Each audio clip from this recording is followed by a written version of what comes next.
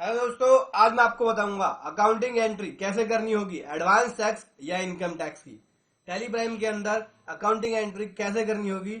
हाँ जी दोस्तों, आज मैं आपको बताऊंगा कि एडवांस टैक्स या इनकम टैक्स की आपको अकाउंटिंग एंट्री टैली प्राइम में कैसे करनी है।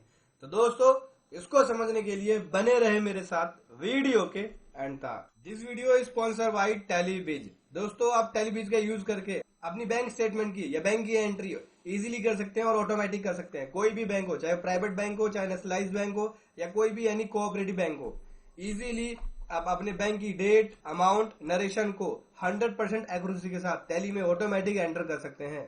तो दोस्तों, जरा जानना चाहते हैं टेलीविज के बारे में, तो वीडियो के डिस्क्रिप्शन में इसका लिंक है, वहां से आप टेलीविज के बारे में जाके समझ सकते हैं।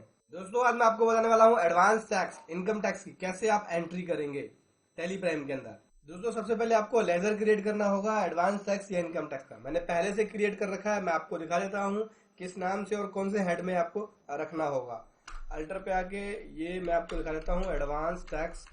ये देख सकते हैं, एडवांस टैक्स लिख लेंगे ऐसे और अंडर रखेंगे कैटेगरी के अंदर करंट एसेट्स, क्योंकि एडवांस टैक्स हमारी एक एसेट्स है, हम एडवांस में टैक्स पे कर देते हैं, तो ये बैलेंस शीट के अंदर एसेट साइड में चला जाएगा। ठीक है दोस्तों, इसी प्रकार से आपको इनकम टैक्स का लेजर क्रिएट करना है।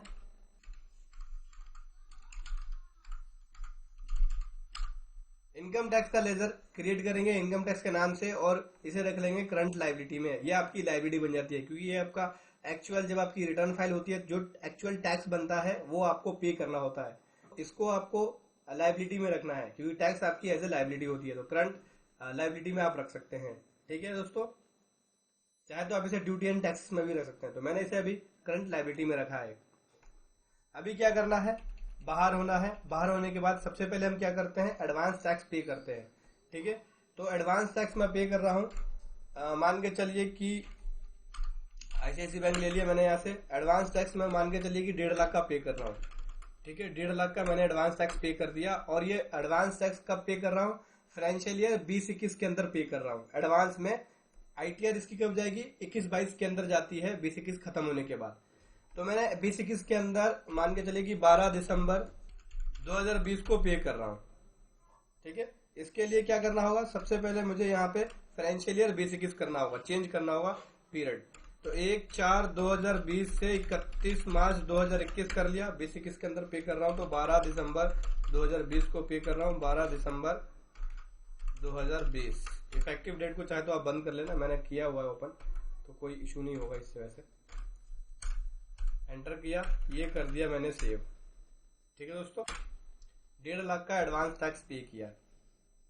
अभी आपको कहाँ दिखेगा, ये बैलेंस शीट में आएंगे, बैलेंस शीट में करंट एसेट्स में, और यहाँ पे एडवांस टैक्स दिख जाएगा। ये देख सकते हैं, फाइनेंशियल ईयर 20-21 के अंदर मैंने 1.5 लाख का एडवांस टैक्स दिसंबर में जमा कराया, और ये पिछले साल जो जमा कराया था उसका ओपनिंग बैलेंस यहाँ पे आ रहा है। तो बताऊंगा कैसे सेटलमेंट करनी होती है। सबसे पहले पेमेंट की एंट्री करेंगे, तो एडवांस टैक्स की पेमेंट कर दिया मैंने। अब जब मैं 21-22 के अंदर 20-21 की आईटीआर को फाइल कर रहा हूं, तो मुझे इनकम टैक्स पे करना होता है, तो इनकम टैक्स की एंट्री करेंगे। वाउचर एंट्री में आ गए, पेमेंट में आ गए, आईसीआईसी बैंक ले लिया। आईसीआईसी बैंक लेने के बाद यहाँ से मैं ले रहा हूँ इनकम टैक्स। इनकम टैक्स मान के चलिए कि 2 लाख रुपए का इनकम टैक्स पे कर रहे हैं। ठीक है, तो 2 लाख रुपए ले लिया यहाँ से। और कब पे कर रहे हैं, ये मान के चलिए कि मैं 27 जून को पे कर रहा हूँ इनकम टैक्स, 27 जून 2021।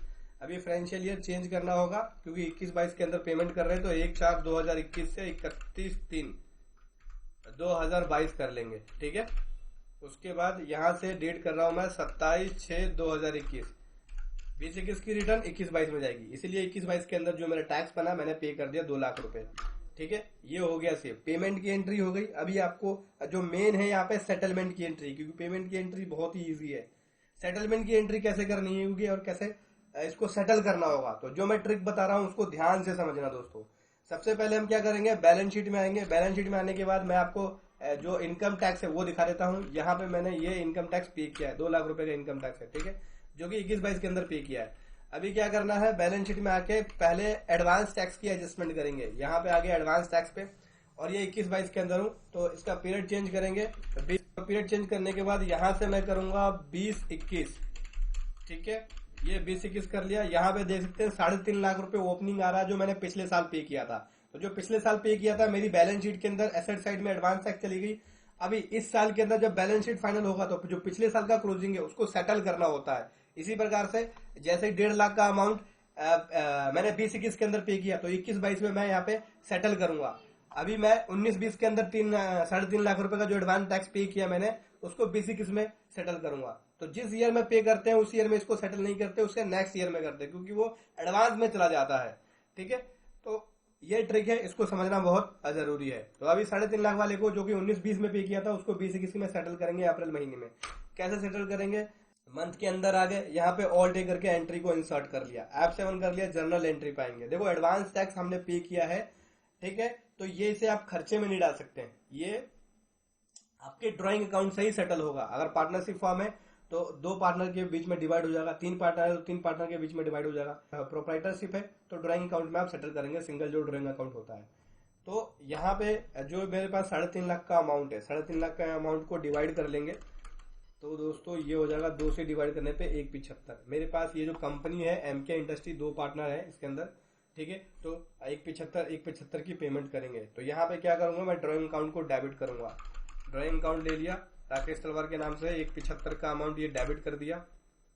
इसी प्रकार से रेनी सोनोवाल ड्राइंग अकाउंट ले लिया, 1.75 यहाँ पे डेबिट कर दिया। 2 पार्टनर से इक्वल अमाउंट डेबिट कर दिया। 3.5 लाख का जो एडवांस टैक्स है यहाँ पे ये ऑटोमेटिकली आ जाएगा। ठीक है, इसकी डेट को चेंज करेंगे 1/4/2020 से 31/3/2021, क्योंकि बेसिक एंट्री कर रहा हूं मैं। इसको सेव कर दिया। अभी बाहर निकलेंगे, देख सकते हैं जो 19-20 का एडवांस टैक्स था ओपनिंग, उसको मैंने बेसिक के अंदर सेटल कर दिया। अब इसी प्रकार से जो 1.5 लाख रुपए मेरा बेसिक के अंदर जो एडवांस टैक्स पे किया है, उसको हम 21-22 के अंदर सेटल करेंगे। तो कैसे 21-22 के अंदर सेटल करना होगा? सिंपल है, एंट्री पे आके ये मैं आ गया 21-22 के अंदर, देख सकते हैं 1/4/21 से 27 जून 2021। तो 21-22 में सेटल करने के लिए क्या करना होगा? एंट्री पे आएंगे, एंट्री पे आने के बाद ऑल टे करेंगे, सेम मैंने आपको बताया ड्राइंग अकाउंट से सेटल कर देंगे। तो 1.5 लाख का अमाउंट है, यानी 75,000 डिवाइड हो जाएगा दोनों ही पार्टनर के बीच में। तो ये हो गया 75,000, ठीक है, और डेबिट कर देंगे रेनू सोनोवाल 75,000 और एडवांस टैक्स 1.5 लाख रुपए आ जाएगा। इसको यहाँ पे पीरियड को हम चेंज करेंगे 1/4/2021 से 31/22। ठीक है दोस्तों, ये हो गया 31/3/2022। इसको कर दिया सेव। अभी मैं आपको दिखाता हूं, ये 1.5 लाख रुपए हमारे बेसिक इसके बैलेंस शीट में रहेगा। ठीक है, 21-22 के अंदर ये सेटल होगा। बताया मैंने आपको कि पिछले साल का एडवांस टैक्स इस साल सेटल करते हैं और ड्राइंग अकाउंट का यूज करके आप सेटल करेंगे। तो यहाँ पे ये हो गया सेटल। अभी इनकम टैक्स वाले पे आ जाते हैं। तो इनकम टैक्स क्या होता है? इनकम टैक्स जिस साल रिटर्न जाती है उस साल बनता है और करंट में बनता है। तो इसे आप एडवांस में नहीं पे करते, जिस साल बनेगी उस साल ही आप पे करेंगे। अब 2 लाख रुपए का जो इनकम टैक्स पे किया है, इसको अभी खर्चे में भी नहीं डाल सकते, ठीक है, क्योंकि ये आपका टैक्स होता है और टैक्स कभी खर्चे में नहीं जाता। जैसे जीएसटी है, जीएसटी को आप खर्चे में नहीं डालते, आप लाइबिलिटी की साइड ही रखते हैं। ठीक है, और लाइबिलिटी बनती तो पे करते हैं और आपका इनपुट बनता है तो आपके एसेट्स में रहता है। तो मैंने लाइबिलिटी पे कर दिया। अभी इसको सेटल करना होगा, मतलब इसको खत्म करना होगा। तो जब 21-22 की बैलेंस शीट बनेगी तो इसको खत्म करेंगे। कैसे खत्म करेंगे मैं आपको बताता हूँ। सिंपल है, ऑल टे करेंगे, एंट्री इंसर्ट करेंगे, इसको भी एडजस्ट करेंगे, सेटल करेंगे ड्राइंग अकाउंट का यूज करके। F7 कर लिया और यहाँ से ड्राइंग अकाउंट 2 लाख रुपए पे किया है मैंने, यानी 1 लाख रुपए राकेश तलवार के अकाउंट में आ जाएगा। इसी प्रकार से रेनी सोनोवाल के अकाउंट में भी 1 लाख रुपए आ जाएगा, ये देख सकते हैं। उसके बाद यहाँ से सिंपल है, इनकम टैक्स लेना होगा। इनकम टैक्स का लेजर ले लिया और यहाँ से मैंने कर दिया सेव। तो पहले कर दिया पेमेंट, फिर उसके बाद कर दिया इसको सेटल। ऐसे सेटल करना होगा, ठीक है। इनकम टैक्स जिस ईयर में पे होगा उसी ईयर में सेटल होगा। एडवांस टैक्स जिस ईयर में पे होगा उस ईयर में सेटल नहीं होगा, उसके नेक्स्ट ईयर में सेटल होगा। तो इस बात का आपको ध्यान रखना है, ठीक है दोस्तों। तो ऐसे आपको एडवांस टैक्स या इनकम टैक्स की एंट्री करनी होगी। वीडियो कैसी लगी जरूर बताएं। Thank you so much. जय हिंद और वंदे मातरम। हेलो दोस्तों, आज मैं आपको बताऊंगा अकाउंट